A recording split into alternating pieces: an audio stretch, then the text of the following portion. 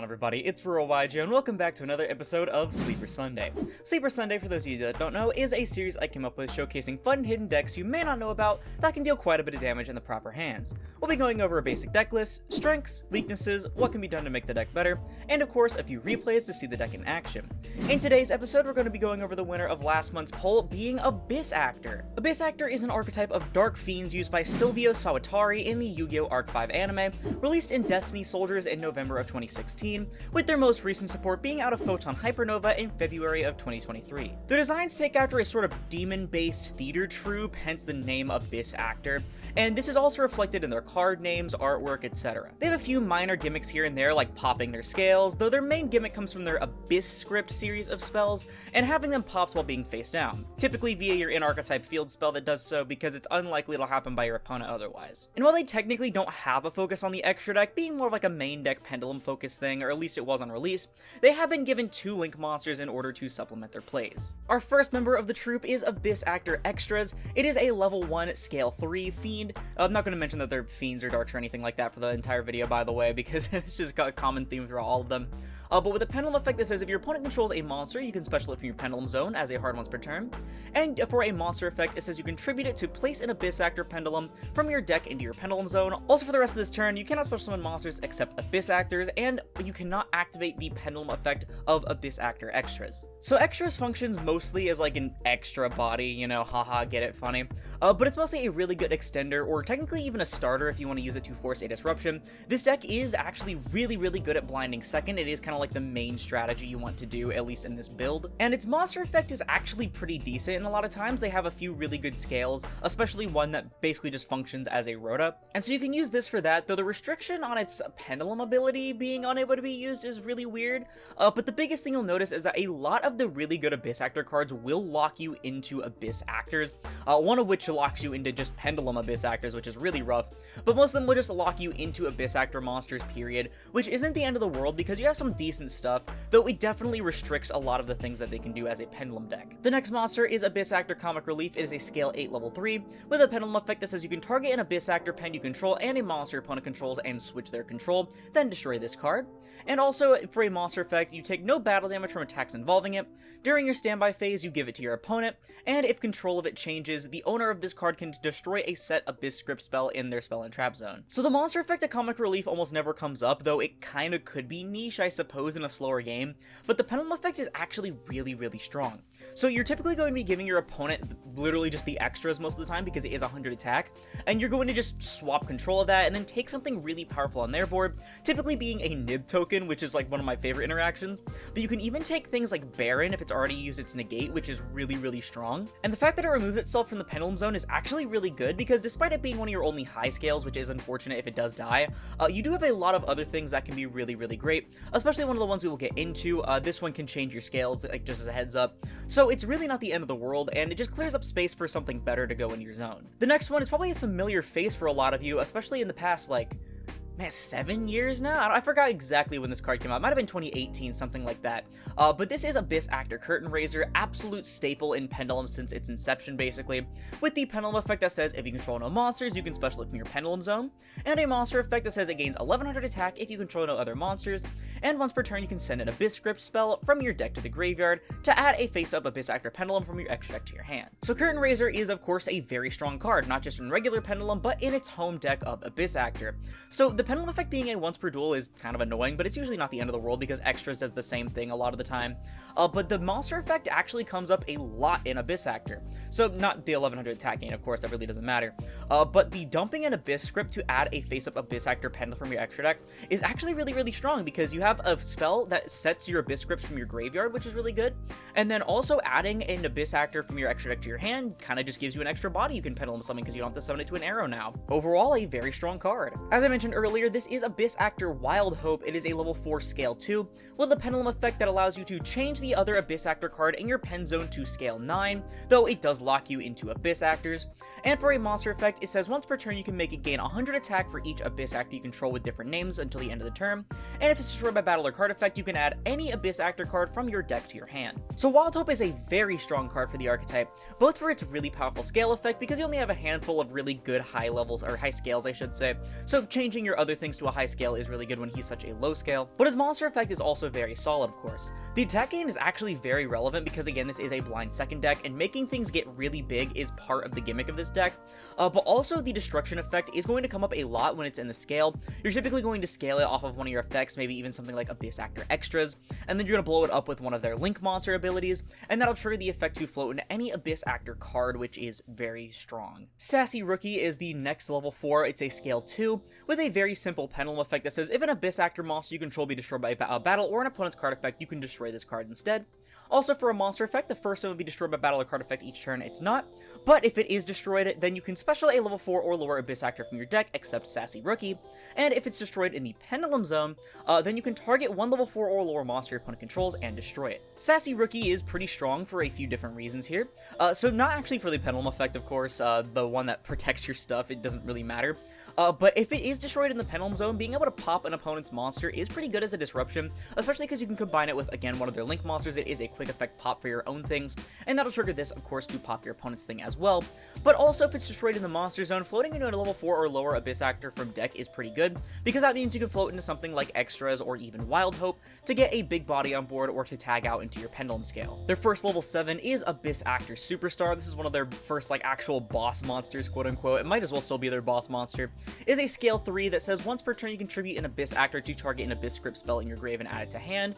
But more importantly, its monster effect says on summon, your opponent's spell and trap cards and effects cannot be activated, and once per turn you can set an Abyss script spell from your deck, but it's sent to the graveyard during the end phase. So Superstar is actually very simple but very effective. The lack of hard ones per turns is really good because you can easily summon multiple Superstars a lot of the time, which is not only good for rank 7 plays, of course, but also for getting multiple Abyss script spells directly from your deck, which is really good in the form of the things like the Rise of the Abyss King and stuff like that, because they do function as really good removal, and especially being a 2500 body means you can easily do a lot of damage with just the Superstars. The Pendulum effect is a bit more niche, but I suppose in a grind game especially, it could absolutely come up. Their final monster we are playing is Abyss Actor Mellow Madonna. This was one of their more recent cards. I kind of don't want to say recent because it came out when I was like still getting into the competitive scene. It came out in like White Abyss set or whatever, the one that had the Cyber Dragon support that gave us like Cyber Eternity Dragon and stuff. But it is another level 7. This is a scale 0 that says you can pay 1,000 life points to add an Abyss Actor Pendulum from your deck to your hand, but you cannot special summon for the rest of the turn except Abyss Actor Pendulum monsters. It has a monster effect that says it gains 100 attack for each Abyss script spell in your grave, and you can only use each of the following effects once per turn. When a Pendulum monster you control is destroyed by battle, you can special it from your hand, and if an Abyss script spell card or effect is activated, you can special a level 4 or lower Abyss Actor Pen from your deck, but return it to the hand during the end phase. So Mellow Madonna manages to be one of the best and one of the worst cards in the deck simultaneously for a few different reasons. Being a scale 0 is really good because that means you can summon things like your Abyss Actor Extras back from your extra deck, which is really good, again, for things like Comic Relief. And it's also a really good search effect for just 1,000 life points. Adding any of your Abyss Actor Pendulums is really, really strong. But of course, it has to lock you into Abyss Actor Pendulums. Keep in mind, this was before they got their first Link monster, so that wasn't a big deal at the time, but now they have 2 really powerful Link monsters that you want to go into, so starting with Mellow Madonna is never recommended unless absolutely necessary. You want to do this after you've already hit the board with both of your Link monsters, and then you can start popping off with the Mellow Madonna plays, which is fine usually because your Link 2 will get this for you directly from your deck, basically, or you can even use extras or something like that, but you just really have to watch out for that. Its monster effect is actually pretty effective as well, even ignoring the attack gain, which is pretty decent, but the Abyss script spell card or effect activation that summons a thing from deck is also really good because, again, it can summon things like Wild Hope and get another really big body on board, or you can even summon a Sassy Rookie that if you pop it off of something, you can just tag out into another thing from deck anyway. Really, really solid card overall. You just really have to watch out for that lock. That's it for the monsters. Moving on to the back row, we have Abyss Actor's Dress Rehearsal. This says at the start of your main phase 1, add an Abyss Actor card and an Abyss script spell from your deck to your hand, but for the rest of the turn, you cannot Pendulum summon, except Abyss Actor monsters. Very, very strong card if you couldn't tell. It's a Rhoda for any Abyss Actor card and any Abyss script spell. Literally 2 cards for absolutely free with almost no restrictions, just be at the start of your main phase 1 thing, and the Pendulum summon thing literally will never matter ever, like at all, so don't worry about it. To go into their Abyss scripts, finally, we're starting off with probably my favorite one because I own like 2 secrets of it IRL. This is Abyss script Rise of the Abyss King. It's a normal spell that says target face-up cards in the field up to the number of attack position Abyss actors you control with different names, and destroy them. But if you control a level 7 or higher Abyss actor, your opponent cannot chain in response to it at all, which is really good if you set this off a superstar.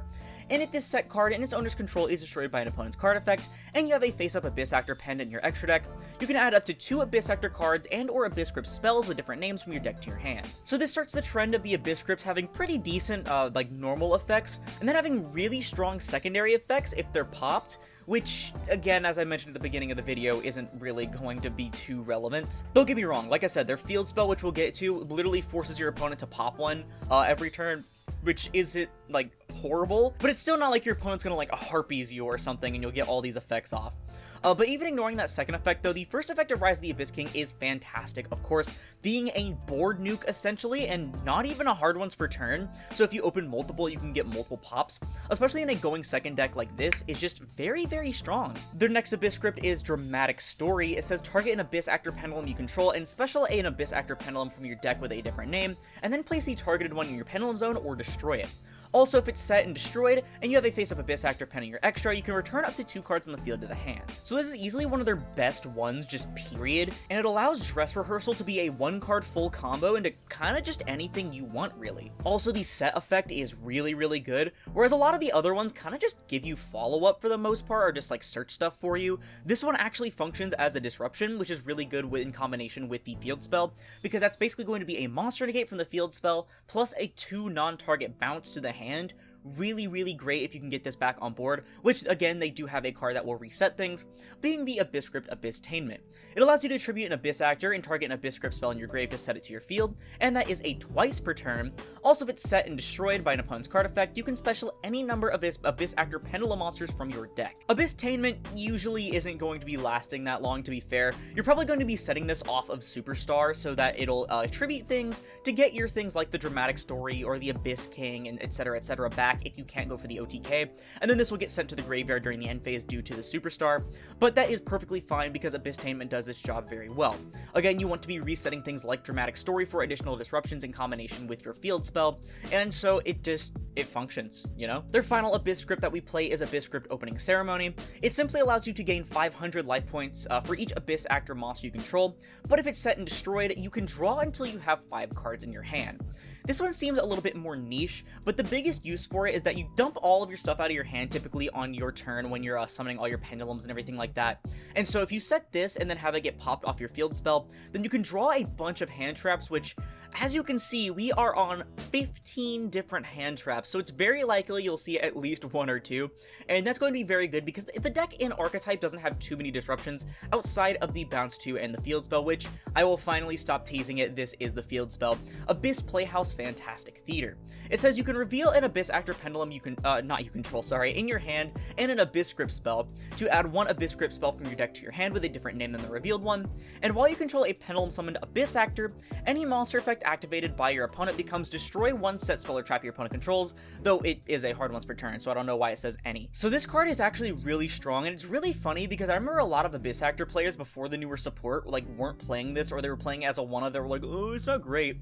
I always thought this card was kind of cracked, just saying. I think this card's kind of insane. So it's a really good consistency piece, of course, so you can keep digging for more and more things, especially if you haven't pendulum summoned yet. You can add more Abyss script spells and everything while still having a thing in hand, and then just start popping off with like your Superstar, stuff like that. So I think that's really good, but most importantly, of course, the second effect is very strong. It takes an archetype that doesn't really have too many disruptions and turns it into up to 2 or more disruptions depending on if you pop Opening Ceremony or Dramatic Story, because you're changing a monster effect. This isn't a negate, by the way. The only reason you play 1, though, is because it is searchable off of your Link 2. Your Link 2 pops a thing to place the field spell directly in your field zone, so it's very, very good. Just having the 1-of is perfectly fine. And of course, as I mentioned, to round off the deck, we are on 15 different hand traps, which honestly is rookie numbers now for this format with Snake Eye and stuff like that. But we're playing so many because, again, we are a blind second deck, and we have a lot of different ways to 1.5 to 2 card combo, even 1 card combo when it comes to Abyss Actor's Dress Rehearsal, that you really don't care about all this extra space, and we're playing a lot of, like, the best ones that we can play when we're blinding second, especially Nib and Droll. Nib is just so powerful in this deck because it's an additional body for your link plays and stuff like that, while also being a big body on its own, and again, stealing the Nib token with Comic Relief is honestly the definition of Comic Relief. It'll give you a massive laugh. I did a good handful of times on stream. That is it for the main deck though. Moving on to the extra deck, we have Abyss Actor Hyper Director. This is their Link 1 that they got a little bit before they got their Link 2. It came out maybe in like Duel Overload or something like that.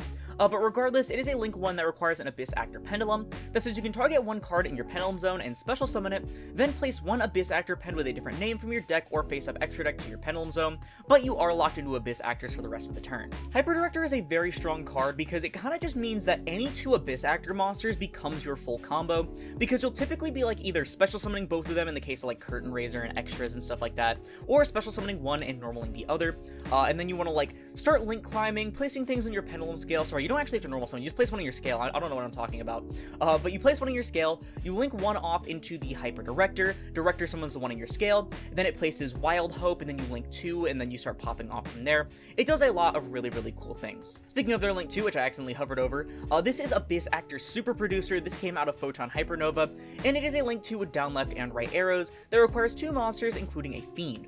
It says during the main phase quick effect, you can target 1 face-up card you control, destroy it, and then you can apply one of these effects.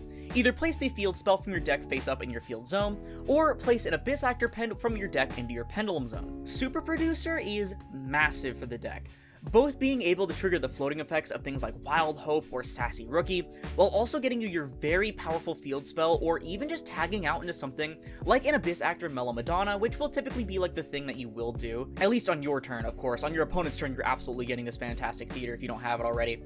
There's just a lot of different things that you can do, and it functions as a solid endboard piece because, again, things like Sassy Rookie you can easily just pop. It just really, really sucks that the Abyss Grips have to be popped by your opponent, because otherwise, if they could just trigger off being popped by anything, period, this deck would be just so much better. Like, even a Super Producer just said treat this as like popping by your opponent or something like that, it would be insanely strong, because then you can trigger things like Dramatic Story, things like your Opening Ceremony, things like even Abyss-tainment to just flood the board and tell your opponent to fuck off.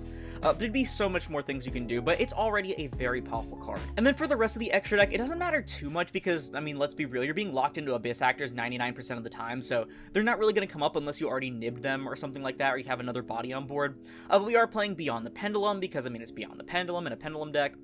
Dark and SP for each other, kind of basically. Exceed the Pendulum, which I just haven't used yet because I forgot to put it in the list most of the time. Apo, in case you kind of want to make Apo on like a follow-up turn. Avermax, which I think I actually did make once. It was pretty solid. And then we have some rank 4s, Baguska because Baguska, Dweller because Dweller. And then finally, we are playing a bunch of level 7s in a Pendulum deck. So we do have Absolute and Vortex, which I don't think I made yet. Yeah, I have not made this yet, but it is very strong if you can pull it off. And that is it for the actual deck list itself. Moving on to things that you don't play in Abyss Actors that are technically part of the archetype.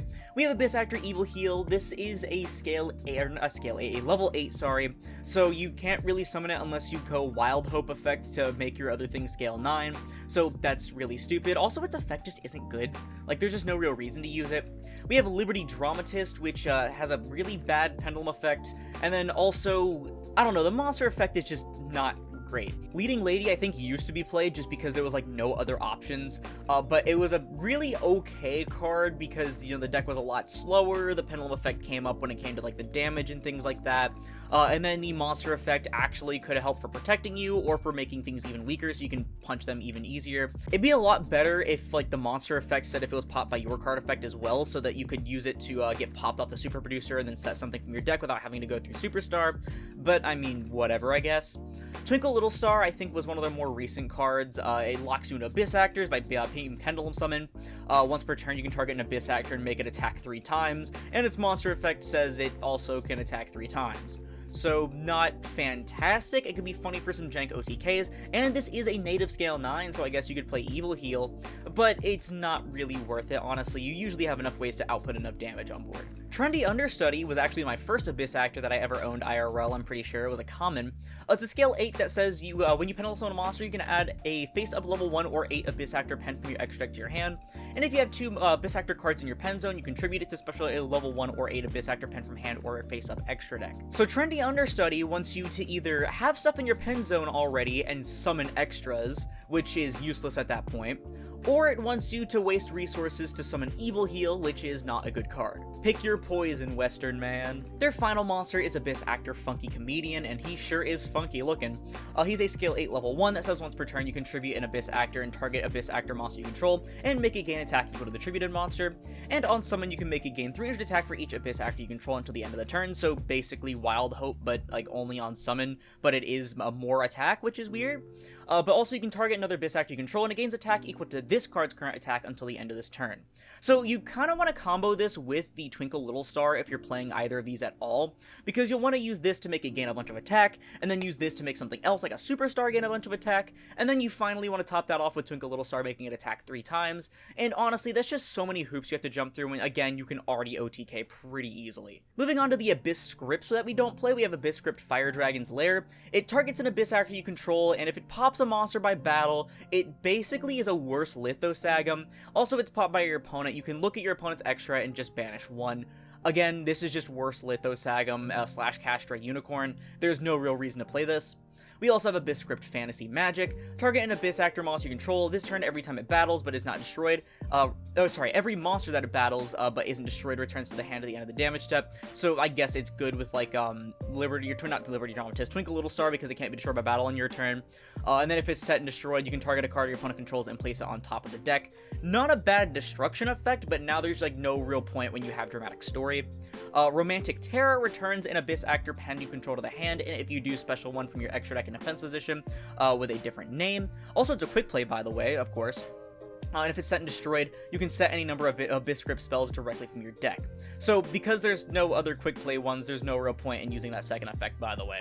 And then, of course, the first effect isn't amazing, especially because, again, now you have Dramatic Story, and it kind of just power creeps it. Finally, this one actually isn't an Abyss Script, but this is Abyss Prop Wild Wagon. The first time each Abyss Actor you control be destroyed by battle each turn, it's not destroyed.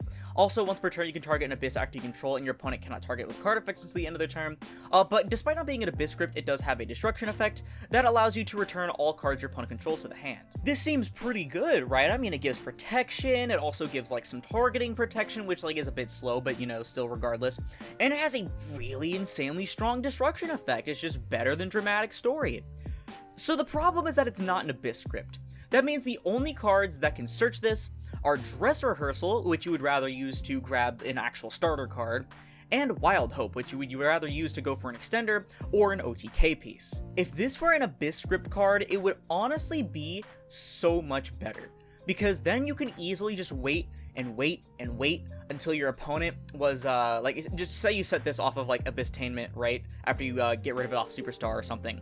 And then you wait to use the Super Producer, and you're gonna wait till your opponent has a massive board, and then you're gonna use the Super Producer to place your Fantastic Theater, and then you're going to allow your opponent to pop the Wild Wagon, and now all of your opponent's stuff is going to be bounced to the hand.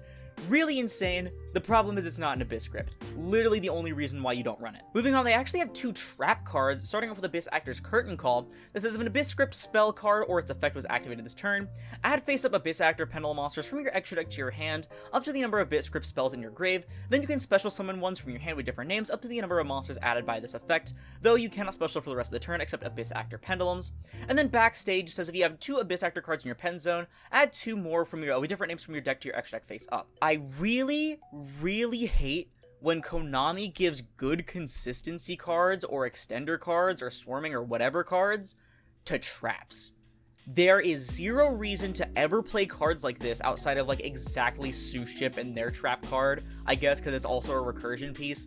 Because why would you do this on your opponent's turn? Again, it's like things like Rise of the Abyss King where the second effect just isn't amazing because you're just getting stuff for the next turn that might not even happen because you're probably going to die because these aren't disruptions. So much better if they like actually had disruption effects. Oh, and then finally, let me also throw another card in here, might as well. We have Lava Golem because you don't actually normal summon all the time, and it is a fiend, so it has a little bit of synergy. Plus, it could make it really easy to go for some OTKs with Comic Relief. And then Baron is another card that I kind of, again, just added, because you are playing a bunch of level 7s as well as Ash, so you can make it sometimes, probably, though it's really not going to happen all the time, and you also have Vortex already for a pretty solid Omni Negate. That's going to do it for the deck list, though. I believe that most of this, if not all of it, I think it was most of it, was inspired by a topping regional list, which I will probably try to link in the description if I can find it. But with that being said, let's go ahead and get to some replays.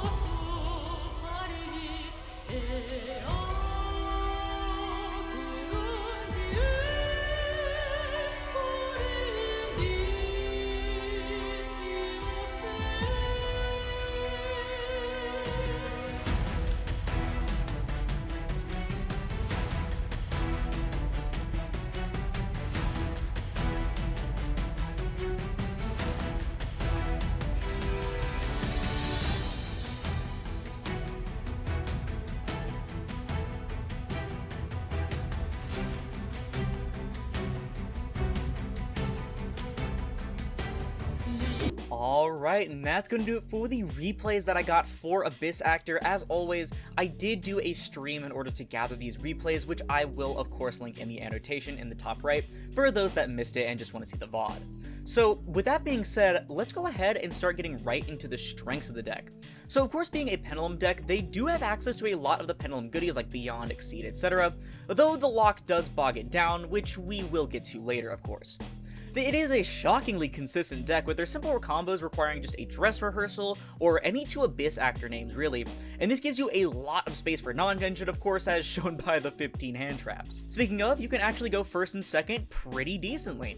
Your hand traps let you blind second, the deck can get pretty aggressive damage-wise as you could easily see by that Nib token stealing, and turn 1 you can set up some pretty neat stuff like a Pop and Monster Negate, which will also do things like Pop Ceremony to let you draw in more non-engine or Dramatic Story for the double bounce, and Abyss King also gives you a lot of removal, with Comic Relief and Sassy Rookie both also counting for such. But of course, with every strength there is at least one weaknesses, and a lot of them actually go hand in hand. So despite being a Pendulum deck, they get hit pretty damn hard by their locks. This wouldn't be a bad thing overall, to be fair. In fact, I'm actually all for a lot of pen decks being non-massive good stuff piles and actually being locked to their own stuff, but it sucks when they can only do so much in engine. The Pendulum Swing restriction alone would have been fine, the Abyss Actor lock period is a little worse, but Madonna especially feels horrible. And while being fairly consistent, their hands can also get incredibly clunky, especially through the disruption. Like sure, Extras and Curtain Raiser are both really good starters slash extenders that don't use your normal, but they can only do so much, especially since they don't have like an in-archetype Stratos monster, and Rehearsal is their only real Rhoda. Finally, going first without their non-engine, there's only so much you can do.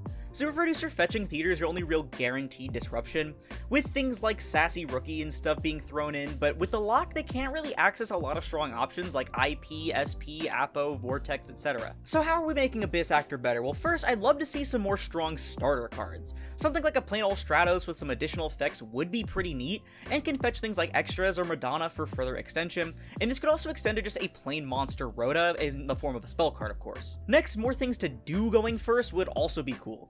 I'm thinking something along the lines of another Abyss Script quick play spell that actually gives you some form of disruption on the opponent's turn. Yes, Superstar would send it to the grave if you use him for it, but Abyss Tainment can reset it, and you can always search it off a Dress Rehearsal and the field spell as well, and it would lead to a really good grind game for the deck. Finally, something I've wanted to see for them for a long time is a Pendulum Xyz monster. They have Superstar and Madonna both being level 7s to overlay with, and having a Pendulum Xyz not only isn't far-fetched in the slightest, we have plenty by now, but also makes every lock, including Madonna's, irrelevant. I don't know what kind of effect I would give it though, so let me know in the comments what you think it would have. But with that out of the way, I don't think there's too much more I can say about Abyss Actors. I actually shockingly enjoyed playing this deck on stream. I thought it was going to be kind of annoying, I didn't know how to play the deck, I was like, oh, it's going to be so tedious, I don't know any of the combos, but it was pretty damn simple, and it was really fun. Like, I'm not going to get over the Nib stealing, it is so fucking funny. I also remember back in high school, it was one of the decks where I pulled a bunch of the stuff, or I didn't pull it, but I think I got it in like one of those like bulk binders you can buy from eBay that my parents got me, and I got like a bunch of the Abyss Actor cards out of there, including like the Abyss Kings and stuff, and I was like, oh man, I want to be the one to break this deck. And this is back when the deck sucked, by the way. Like, they didn't even have Madonna, they didn't have like their Link monsters, their best monster was Superstar, and I was like, I'm gonna make this deck good, man. Just you wait. But I would really like to see some more support for this deck because I think it was really fun. I think it's got a lot of potential, especially compared to some of the other decks that we've seen on this series. But that's just my opinion. Let me know down in the comments below because that's gonna do it for the video. If you liked it, please sure to leave a like as it helps put this video and the channel into the YouTube recommended. And if this content was more like the rest of my Sleeper Sunday series, then perhaps consider subscribing and turning on notifications because it supports the channel more than anything else and it's absolutely free. Also be sure to remember for Sleeper Sundays, I will always be posting a poll in my community tab to allow you all to vote for what the next deck in the series will be. Keep in mind though that there will be no additional Sleeper Sunday for the month of April, even though that this one was supposed to be for March and was pushed forward because I am currently on my little Yu-Gi-Oh hiatus. Also, if you want to be sure to vote for which decks will be in the polls period, then check out my Patreon's $5 tier. You get access to being able to change what decks are available for the Sleeper Sunday poll, but also a bunch of other goodies such as early video access, all of my PNGs, deck lists, just a bunch of exclusive stuff. I've been trying to post more and more over there to make it a bit more reasonable to actually pay for. Also, to support me directly, we're getting some awesome TCG merchandise in the process. Check out Tapio cards and link down below. Use code AURORA5 for 5% off your purchase at checkout and support me financially. But once again, thank you all so much for watching, and I'll see you in the next one. This is Aurora, signing off.